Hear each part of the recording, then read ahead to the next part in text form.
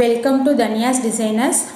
இந்த வீடியோல ஆல்ரெடி நாம ஒரு ப்ளூ கலர் ப்ளவுஸோட பேக் சைடு டிசைன் பண்றது பார்த்தோம் இல்லையா, அதோட ஹேண்ட் எப்படி டிசைன் பண்றது அப்படின்றத பாப்போம். ஃபர்ஸ்ட் வந்து 3 லைன் ஜரியில கொடுத்துட்டு அதுக்கு அப்புறம் பீட் ஃபில் பண்றேன். இப்போ வந்து நார்மலா ஜரி யூஸ் பண்ற நீடில் யூஸ் பண்ணி தான் பீட் ஃபில் பண்ணிக்கிட்டு இருக்கேன். ஏனா வந்து நான் பீட் வந்து ஜரியில வந்து ஃபில் பண்றேன், ஜரி த்ரெட் யூஸ் பண்ணி.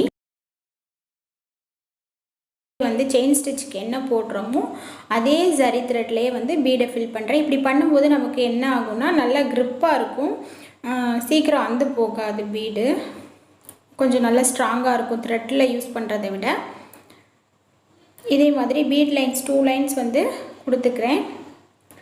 இப்போ வந்துட்டு நான் கம்ப்ளீட் பண்ணிட்டேன். இந்த சைடு வந்து லெஃப்ட் சைடு 2 லைன் பீட் கொடுத்துட்டு ரைட் சைடும் அதே மாதிரி 2 லைன் பீட் கொடுத்துட்டு இடையில வந்து இந்த மாதிரி டிசைன் பண்ணியிருக்கேன். இதை எப்படி பண்ணணுன்றதை இப்போ பார்ப்போம்.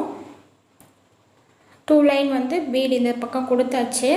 நெக்ஸ்ட் சைடு வந்து ஆப்போசிட் சைடில் 2 லைன் வந்து பீடில் கொடுத்துக்கலாம்.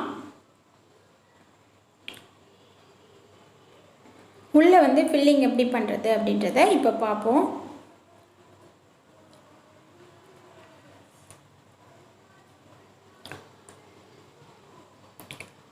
மேலே வந்து கரெக்டாக நமக்கு டிஸ்டன்ஸ் வந்து ஈக்குவல் டிஸ்டன்ஸில் பாயிண்ட் அவுட் பண்ணிக்கிறேன். பாயிண்ட் பண்ணிக்கிட்டு இதுக்கு நான் எந்த மெஷர்மெண்ட்டும் எடுக்கல, ஜஸ்ட் வந்து பார்த்தாவே நமக்கு தெரியும் இல்லையா எங்கே ஈக்குவல் டிஸ்டன்ஸ். ஸோ அதில் வந்து கம் அப்ளை பண்ணிவிட்டு,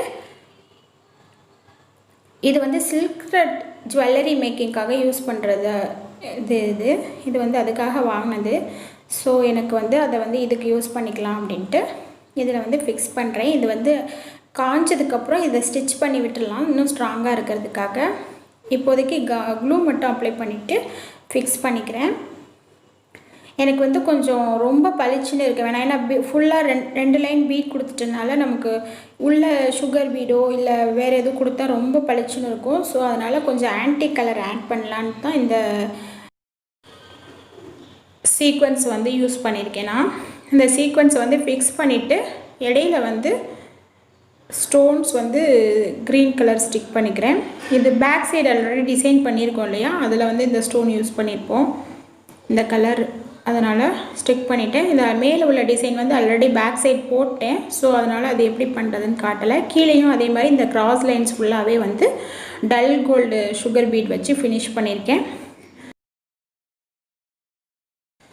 இப்போ வந்துட்டு நம்ம கட் ஒர்க் பண்ண போகிறோம். கட் ஒர்க்னால் வந்து எப்படி அப்படின்னா, நமக்கு வந்து இப்போ கட் ஒர்க் பண்ணிவிட்டு நார்மலாக நம்ம பேக் சைடில் வந்து கிளாத் அட்டாச் பண்ணுவோம் இல்லையா, அந்த மாதிரி அட்டாச் பண்ணாமல் கட் ஒர்க் பண்ண பிளேஸ் வந்து தெரியணும். அப்படின்னா என்ன பண்ணணும் அப்படின்னு ஒரு சப்ஸ்கிரைபர் சிஸ்டர் வந்து கேட்டிருந்தாங்க. அவங்களுக்காக தான் இந்த வீடியோவை மேக் பண்ணியிருக்கேன் ஆக்சுவலி. இப்போ வந்து நார்மலாக இப்போ நம்ம டிசைன் பண்ணி முடிச்சுட்டு லைனிங் இந்த மாதிரி வச்சு நார்மலாக தச்சிடணும். இது மாதிரி தான் எப்போயுமே ஸ்டிச் பண்ணுவோம். ஸ்டிச் பண்ணிவிட்டு திருப்பிட்டு இப்போ என்ன பண்ணணும் அப்படின்னா, நார்மலாக பேக் சைடில் இப்போ கட் ஒர்க் எங்கெல்லாம் பண்ண போகிறோமோ அந்த இடத்த வந்து எடுத்துட்டு அந்த இடத்துல க்ளூ அப்ளை பண்ணிக்கணும். இப்போ இதுக்கு முன்னாடி நம்ம நார்மலாக கட் ஒர்க் என்ன பண்ணுவோம் அப்படின்னா, இந்த மாதிரி லைனிங்லாம் வச்சு திருப்பாமல் க்ளூ அப்ளை பண்ணி டைரெக்டாக கட் பண்ணிவிட்டு நமக்கு என்ன கிளாத் வேணுமோ அதை வந்து ஒட்டிட்டு அதுக்கப்புறம் லைனிங் வச்சு திருப்போம். இங்கே என்ன பண்ணுறோன்னா, லைனிங் வச்சு திருப்பிட்டு அதுக்கப்புறம் ஒட்டி விட போகிறோம். இப்போ இந்த பிளேஸில் எல்லாத்துலேயுமே வந்துட்டு க்ளூ அப்ளை பண்ணிக்கலாம். நான் ஆல்ரெடி கொஞ்சம் எல்லா இடத்துலையும் க்ளூ அப்ளை பண்ணிட்டேன். ஏன்னா வந்து அந்த மெயின் கிளாத்தில் வந்து கரெக்டாக அந்த எட்ஜு கட்டிங் வந்து பிசிறு தெரியாமல் வரணுன்றதுக்காக ஒரு டைம் க்ளூ அப்ளை பண்ணிக்கிட்டு அதுக்கப்புறம் லைனிங் ஒட்டுறதுக்காக அதுக்கப்புறம் கொஞ்சம் அப்ளை பண்ணிக்கணும். இப்போ ஃபுல்லாகவே வந்து எங்கெல்லாம் கட் ஒர்க் வரப்போதோ அங்கெல்லாம் அப்ளை பண்ணியாச்சு.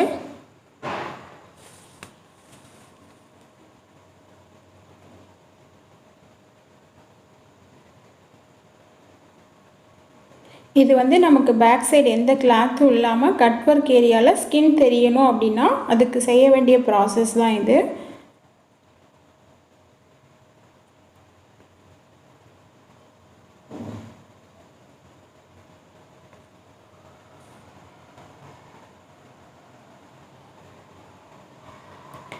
கொஞ்சம் எக்ஸஸாகவே போட்டுக்கிறேன். ஏன்னா வந்து லைனிங் வந்து அதில் ஸ்டிக் ஆகணும் இல்லையா. நம்ம கட் பண்ணி கிளாத்தை இடையில உள்ள கிளாத்தை எடுத்ததுக்கப்புறம் லைனிங் வந்து இந்த ஸ்டிச்சஸ் உள்ள இடத்துலலாம் வந்து ஜரி இருக்கிற இடத்துலலாம் வந்து ஒட்டி இருந்தால் தான், நல்லா ஒட்டி இருந்தால் தான் நமக்கு ஸ்கின்னில் வந்து உரசாது. ஏன்னா இதுக்கு பின்னாடி நம்ம வேறு எந்த கிளாத்தும் வைக்க போகிறதில்ல.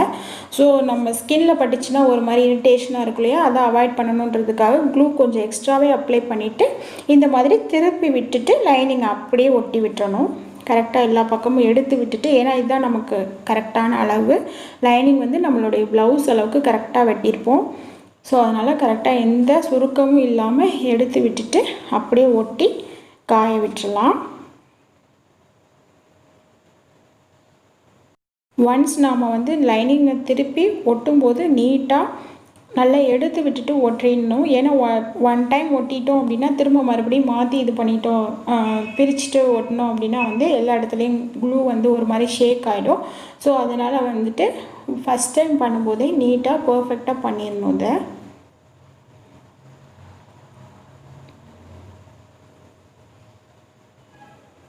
ஸோ இப்படியே வச்சுட்டு இது ட்ரை ஆக வரைக்கும் விட்டுடலாம். ட்ரை ஆனதுக்கப்புறம் இந்த சைடு ஃபுல்லாக ஸ்டிச்சஸ் போட்டு எடுத்துக்கலாம்.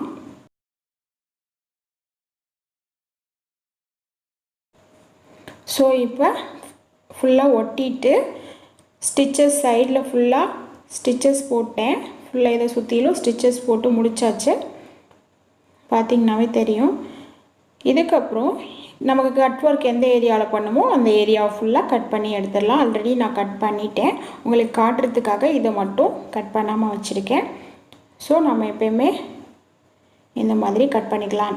சும்மா ஒரு கட்டிங் இடையில் போட்டு விட்டுட்டு அதுலேருந்து ஸ்டார்ட் பண்ணோம்னா நமக்கு ஈஸியாக இருக்கும்.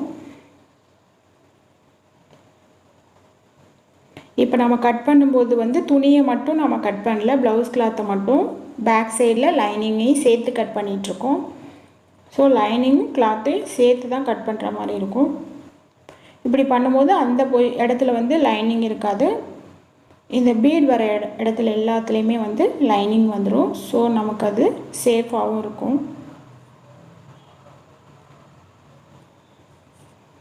இப்போ உங்களுக்கு வந்து இப்போ ப்ளவுஸில் வந்து கட் ஒர்க் பண்ணி அந்த இடத்துல ஸ்கின் தெரிகிற மாதிரி வேணும் அப்படின்னா இந்த மெத்தட் ஃபாலோ பண்ணலாம் இல்லையா. ஸோ அதனால் அதை ஐடியா கொடுக்கறதுக்காக தான் இந்த வீடியோ. ஒரு சப்ஸ்கிரைபர் ஃப்ரெண்ட் கேட்டிருந்தாங்க, அவங்களுக்கு எக்ஸ்பிளைன் பண்ணணும் அப்படின்றதுக்காக தான் இந்த வீடியோ பண்ணேன். இப்போ பார்த்திங்கன்னா கட் ஒர்க் பண்ணி முடித்தாச்சு. இந்த ஏரியா ஃபுல்லாக நமக்கு ஸ்டிச் பண்ணிட்டோம். கை வந்து ப்ளவுஸில் அட்டாச் பண்ணிட்டோம் அப்படின்னா நமக்கு ஸ்கின் வந்து இந்த மாதிரி தெரிஞ்சிடும். ஸோ இப்படி வேணும் அப்படின்னா நம்ம இப்படியே வச்சுக்கலாம்.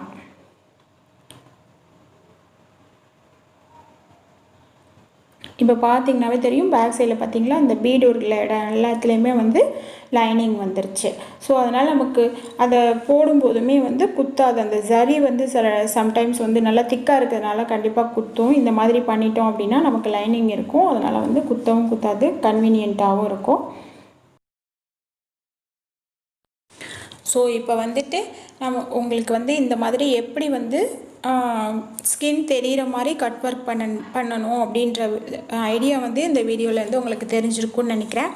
எனக்கு வந்து ஆக்சுவலி இந்த ப்ளவுஸ்க்கு வந்து அப்படி வேணாம். ஸோ அதனால் என்ன பண்ண போகிறேன் அப்படின்னா இது காட்டணுன்றதுக்காக தான் இந்த வீடியோ பண்ணேன். ஸோ இப்போ பேக் சைடு வந்து சப்போஸ் இப்போ நம்ம கட் ஒர்க் பண்ணிவிட்டு அதை மாற்றணும், நமக்கு பிடிக்கல மாற்றணும் அப்படின்னா என்ன ஐடியா பண்ணலாம் அப்படின்றதையும் இப்போ உங்களுக்கு சொல்லிடுறேன். இப்போ என்ன பண்ணணும், நமக்கு அடியில் நார்மலாக பேக் சைடில் கிளாத் வேணும் இல்லையா. ஸோ என்ன கலர் வைக்கணுமோ அந்த கலரை வந்து கிளாத் எடுத்துக்கலாம். எடுத்துகிட்டு எல்லா பக்கமுமே கொஞ்சம் மடித்து அடிச்சுக்கலாம். ஏன்னா நூல் வந்து பிரிஞ்சிட்டு வந்தால் வந்து கொஞ்சம் பிரிஞ்சிட்டே வந்துடும். ஸோ அதனால் எல்லா பக்கமும் மடித்து அடிச்சுக்கிட்டு அப்படியே வச்சுட்டு அப்படியே திருப்பி வச்சு நார்மல் ஹெம்மிங் நீடில் வச்சுட்டு ஹெம் பண்ணி விட்டுட்டோம் அப்படின்னா கிளாத் வந்து ஃபிக்ஸ் ஆகிக்கும். அவ்வளோதான். இல்லை நம்மளை ஓகே அப்படின்னா கம் வச்சு கூட அப்படியே ஸ்டிக் பண்ணி விட்டுடலாம்.